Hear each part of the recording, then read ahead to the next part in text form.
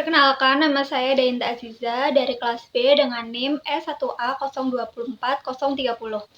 Pada video kali ini, saya akan membahas mengenai analisis yuridis tenggang waktu 90 hari dalam gugatan tata usaha negara dengan fokus studi pada putusan nomor 36-G-2023-PT yang melibatkan sengketa lahan perkebunan di Rokan Hulu. Mari kita simak pembahasannya satu persatu.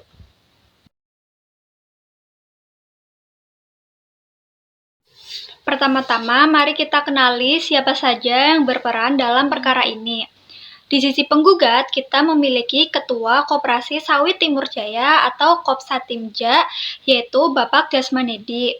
Koperasi ini merupakan badan hukum yang didirikan oleh masyarakat desa Kepenuhan Timur untuk mengelola potensi perkebunan kelapa sawit di wilayah tersebut. Kemudian di sisi lawan, yakni pihak tergugat adalah Bupati Rokan Hulu sebagai pejabat pemerintah yang menerbitkan izin.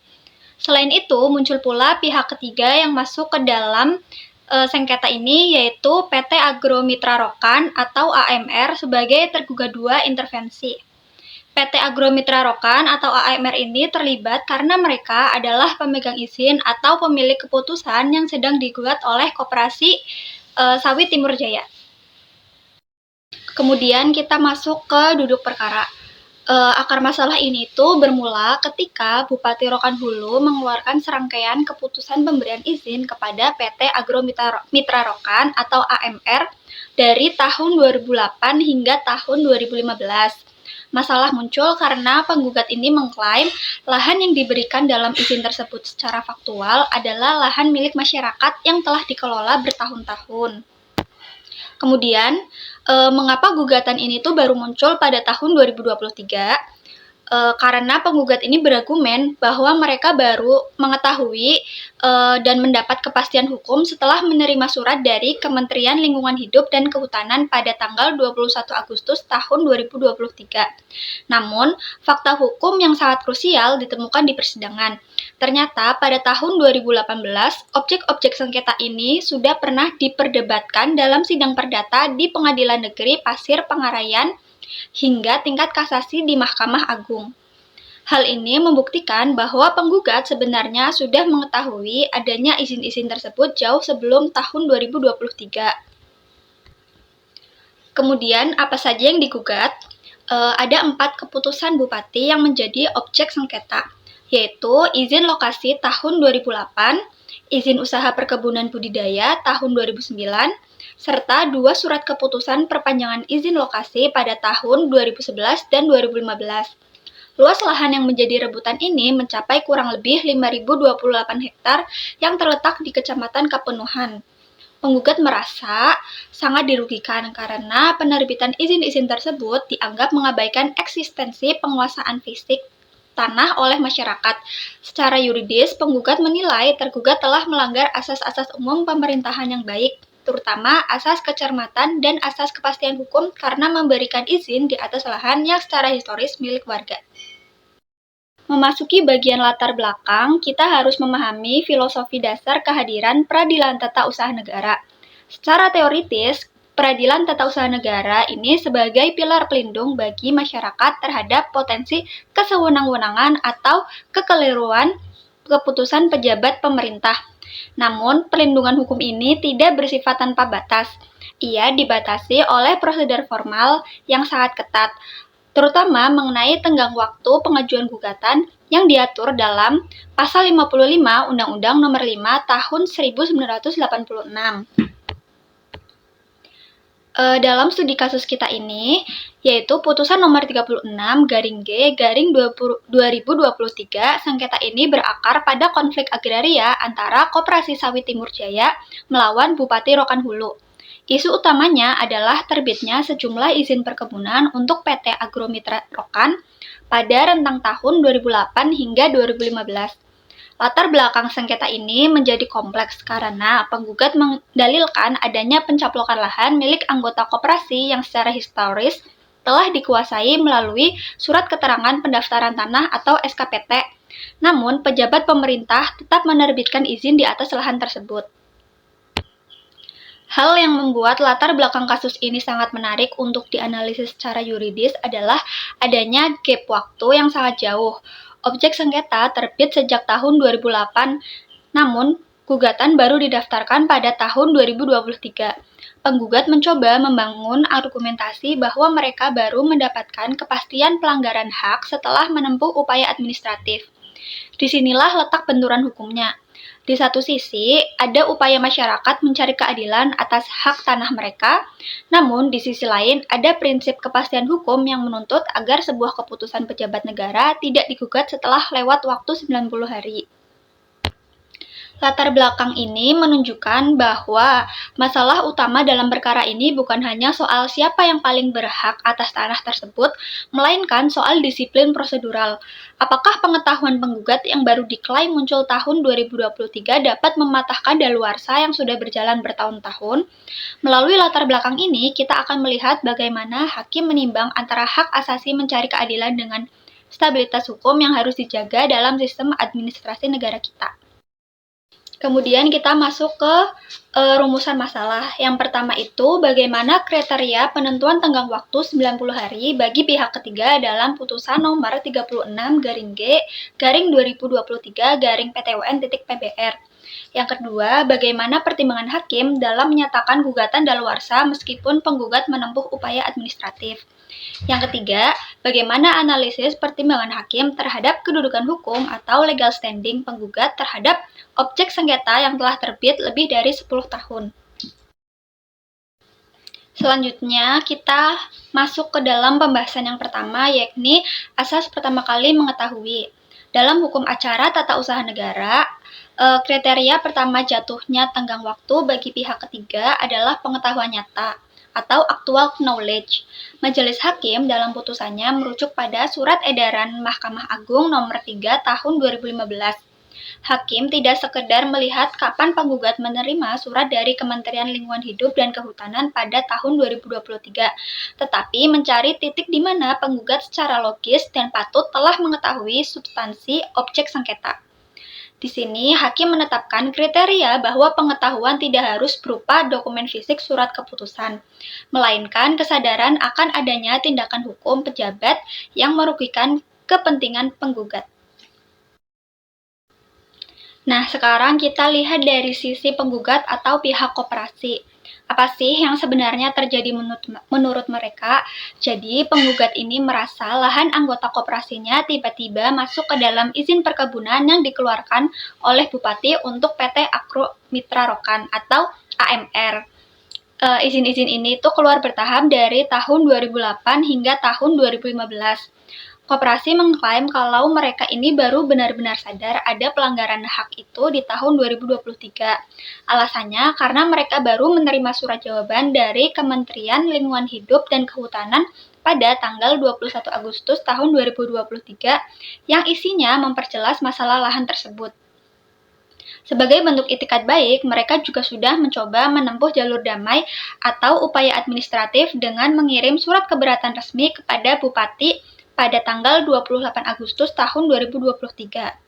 Mereka merasa karena baru mendapatkan bukti di tahun 2023, jadi hitungan 90 hari untuk melapor ke PTUN harusnya baru dimulai dari sejak saat itu.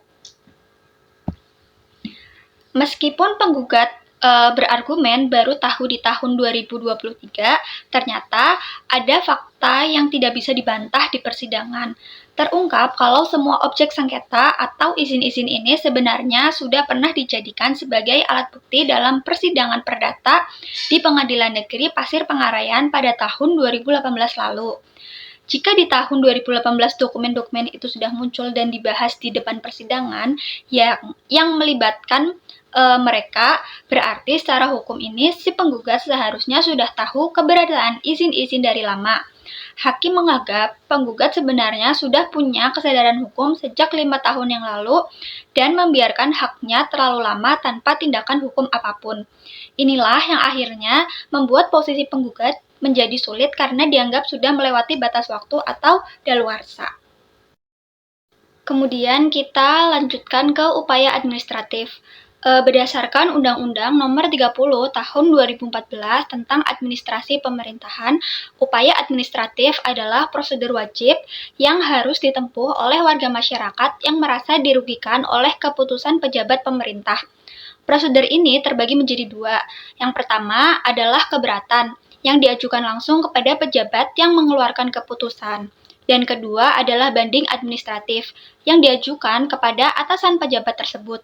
Fungsinya adalah memberikan kesempatan bagi instansi pemerintah untuk mengoreksi keputusannya sendiri secara internal sebelum masalah tersebut dibawa ke ranah litigasi di pengadilan.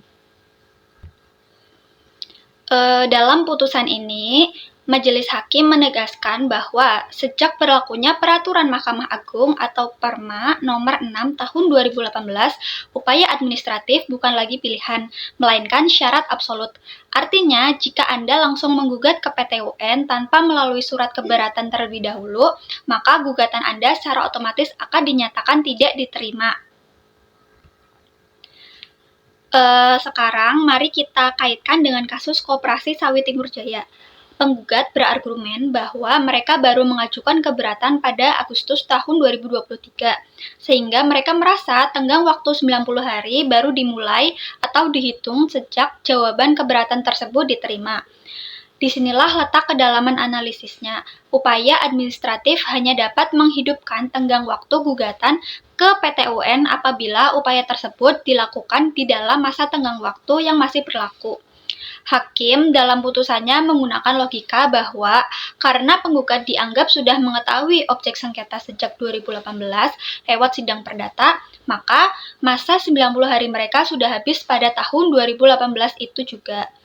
Maka upaya administratif yang baru dilakukan pada tahun 2023 tidak memiliki daya hukum untuk membangkitkan kembali hak gugat yang sudah daluarsa selama 5 tahun. Sekarang masuk ke bagian yang paling menentukan, yaitu pertimbangan hakim mengenai daluarsa. Disinilah argumen penggugat dipatahkan. Hakim menjelaskan kalau dalam hukum peradilan tata usaha negara, kita nggak bisa menunggu kelamaan untuk menggugat. Batasnya itu 90 hari sejak kita mengetahui adanya keputusan yang merugikan. Nah, hakim menemukan fakta kalau objek sengketa ini tuh sebenarnya sudah pernah muncul di sidang perdata tahun 2018 di Pengadilan Negeri Pengarayan. Jadi, menurut hakim, penggugat itu berbohong kalau misal berargumen baru mengetahui di tahun 2023. Karena sudah muncul di sidang tahun 2018, berarti secara hukum mereka dianggap sudah mengetahui dari sejak saat itu. Jadi, jeda waktu 5 tahun dari tahun 2018 ke 2023 itu sudah lewat jauh dari batas 90 hari. Hakim juga mengatakan upaya administratif yang baru dilakukan di tahun 2023 itu nggak bisa dipakai untuk menghidupkan lagi upaya yang sudah mati atau daluarsa. Selanjutnya ada legal standing atau kedudukan hukum penggugat. Pertama-tama kita harus paham dulu apa itu kedudukan hukum atau legal standing. Di dalam hukum acara peradilan tata usaha negara, tidak semua orang ini bisa asal lapor ke pengadilan. Syarat utamanya diatur dalam pasal 53 ayat 1 Undang-Undang PTUN, yaitu orang atau badan hukum perdata yang merasa kepentingannya dirugikan oleh suatu keputusan pejabat. Nah, jadi ada 2 kriteria yang harus terpenuhi. Yang pertama itu ada hubungan kausal. Jadi harus ada hubungan sebab akibat yang jelas antara keputusan yang dikeluarkan oleh pejabat pemerintah dengan kerugian yang dialami. Dalam hal ini, keputusan yang dikeluarkan oleh bupati dengan kerugian yang dialami oleh koperasi. Yang kedua itu ada kerugian langsung. Kerugiannya ini harus bersifat nyata dan pribadi, bukan sekedar kepentingan umum. Dalam kasus ini, Koperasi Sawit Timur Jaya menunjukkan kalau mereka ini punya surat keterangan riwayat pemilik tanah. Jadi, ketika bupati mengeluarkan izin buat perusahaan lain di atas lahan yang mereka klaim, koperasi memiliki kriteria kepentingan yang cukup untuk jadi penggugat. Jadi, secara kedudukan hukum, mereka sah untuk menggugat. Terakhir, kita lihat amar putusan atau keputusan final dari majelis hakim. Karena masalah tenggang waktu yang sudah lewat tadi, hakim akhirnya mengabulkan keberatan atau eksepsi dari pihak bupati dan PT Agro Mitra Rokan. Hasil akhirnya. hasil akhirnya gugatan koperasi dinyatakan tidak dapat diterima atau NO karena gugatannya ini sudah terkena masalah di awal atau syarat formal waktu. Jadi hakim tidak perlu lagi memeriksa siapa yang benar atau salah mengenai tanah tersebut. Intinya, gugatan ini langsung ditolak karena dianggap sudah daluarsa. Dan penggugat juga diberi hukuman untuk membayar biaya perkara. Nah, dari analisis tersebut kita dapat simpulkan bahwa penentuan tenggang waktu gugatan bagi pihak ketiga didasarkan pada fakta kapan pihak tersebut pertama kali mengetahui objek sengketa. Dalam perkara ini, penggugat telah mengetahui objek sengketa sejak tahun 2018 sehingga gugatan yang diajukan pada tahun 2023 dinilai telah daluarsa. Selain itu, upaya administratif yang dilakukan setelah masa daluarsa terlampaui tidak dapat membuka kembali hak gugat di PT UN. Kedudukan hukum penggugat juga tidak dapat dibuktikan secara kuat sehingga gugatan tidak memenuhi syarat untuk diperiksa lebih lanjut. Sebagai penutup, kasus ini menjadi pengingat penting terutama mengenai kedisiplinan waktu. Kita belajar bahwa bukti yang kuat atau kedudukan hukum yang sah tidak akan banyak menolong jika kita lalai dan membiarkan hak kita daluarsa oleh waktu. Semoga analisis ini bermanfaat dan menambah wawasan kita semua mengenai prosedur di PT UN. Terima kasih sudah menyimak.